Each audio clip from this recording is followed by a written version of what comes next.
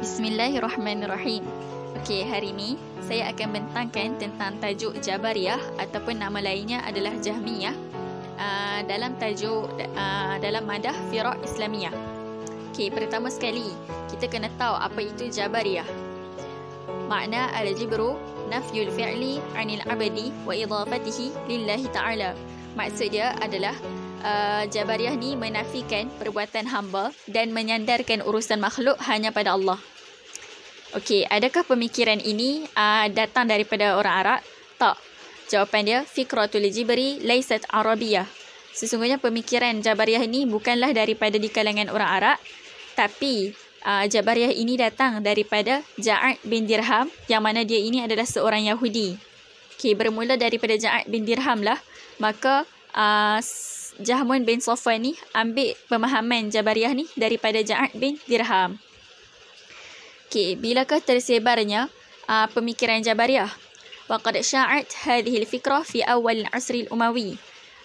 Tersebarnya pemikiran Jabariyah ini pada zaman awal Umawi. Okey. Intasharat hatta sarat madhhaban fi akhirih. Tersebarnya pemikiran Jabariyah ini sehingga menjadi suatu mazhab yang lain.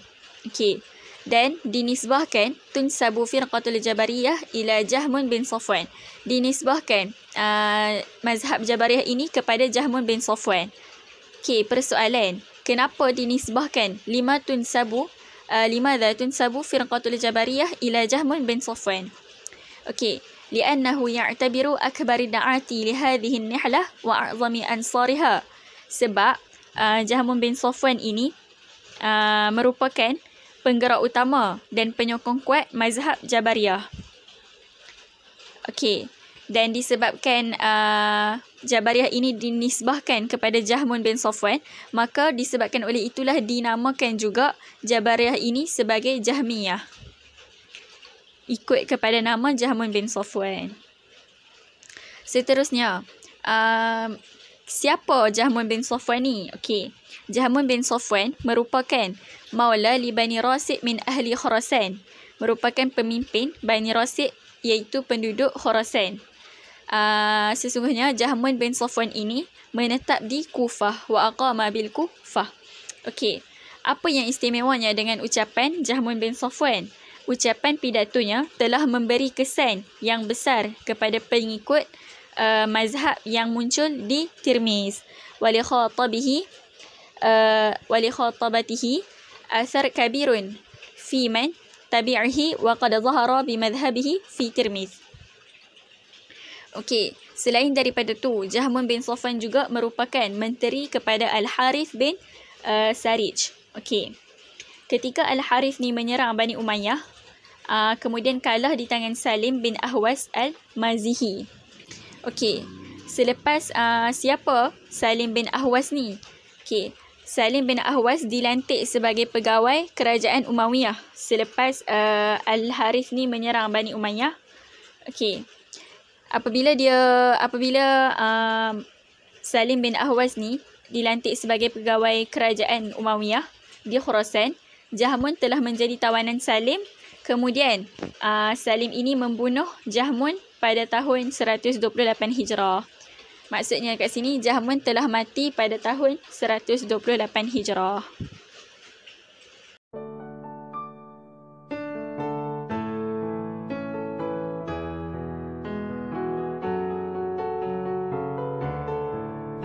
Prinsip pertama yang golongan Jabariyah pegang adalah semua perbuatan manusia telah ditetapkan oleh Allah. Kerana mereka ni terlalu mempercayai dengan takdir Allah, jadi mereka beranggapan semua perbuatan ataupun perilaku yang manusia buat semuanya telah ditakdirkan oleh Allah.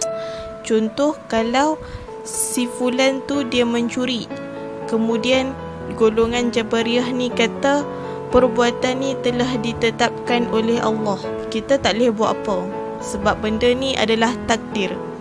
Jadi yang tu adalah kefahaman golongan Jabariyah. Mereka kata manusia tidak diberi pilihan untuk melakukan sama ada baik atau buruk kerana semua perbuatan yang manusia buat ni adalah takdir daripada Allah. Prinsip yang kedua, golongan Jabariyah menafikan sifat ma'ani kerana sifat ma'ani tersebut ada pada manusia. Contoh seperti sama', kalam, basar. Sifat-sifat ma'ani ni golongan Jabariyah kata ada pada manusia. Jadi sifat ma'ani, mereka menafikan sifat ma'ani kerana beranggapan bahawa perumpamaan sifat antara manusia dengan Allah. Jadi mereka menafikan, walhal kita wajib mempercayai sifat-sifat ma'ani ni. Allah mendengar tapi tidak seperti manusia. Manusia pendengaran dia terhad, tapi Allah pendengaran dia menggunakan zat dia untuk mendengar tu lain dari manusia. Tetapi golongan Jabariyah ni terus menafikan sifat ma'ani ni. Seterusnya, prinsip yang ketiga, kelompok Jabariyah mengatakan Al-Quran ni adalah makhluk kerana mereka menafikan sifat kalam, iaitu sifat berkata-kata bagi Allah Subhanahu wa ta'ala. Golongan Jabariyah ni menafikan Allah bersifat kalam seperti sifat ma'ani tadi. Okey, Allah kan dia ada sifat kalam, tapi tak sama dengan manusia. Manusia kalau berkata-kata menggunakan mulut, tapi Allah kalau nak menunjukkan Allah ni ada sifat kalam, Allah menurunkan Al-Quran, yang mana Al-Quran tu adalah kalamullah. Jadi Allah menyampaikan kata-kata dia dalam Al-Quran. Jadi Allah nak sampaikan mesej tu kepada kita melalui Al-Quran. Kalau kita tengah bersedih ataupun kita perlukan apa-apa jalan penyelesaian, Al-Quran tu Allah dah bagi jawapan dalam tu. Tapi golongan Jabariyah ni menafikan. Mereka kata Al-Quran adalah makhluk. Okey, prinsip yang seterusnya, yang keempat, wujubul ma'rifah bil aqli. Kelompok Jabariyah ni wajib memahami agama menggunakan akal. Sedangkan kita kalau nak memahami agama ataupun segala perkara, kita berlandaskan Al-Quran dan Sunnah. Tapi kelompok Jabariyah ni mereka kata wajib menggunakan akal. Prinsip yang kelima, al-iman huwal ma'rifah. Maksud dia, iman tu kita mesti ketahui, kita mesti kenal. Kalau kita tak kenal iman, macam mana kita nak beriman?